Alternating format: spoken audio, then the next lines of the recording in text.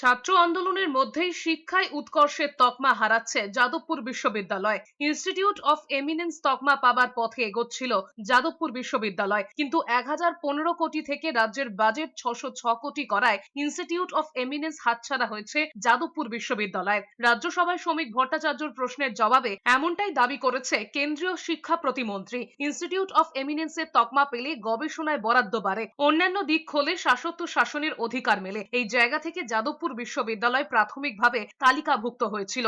এদিকে ক্যাম্পাসে অশান্তি ছড়ানোর অভিযোগে গ্রেফতার যাদবপুর বিশ্ববিদ্যালয়ের প্রাক্তন সাহিল আলীকে জামিন দিয়েছে আলিপুর আদালত।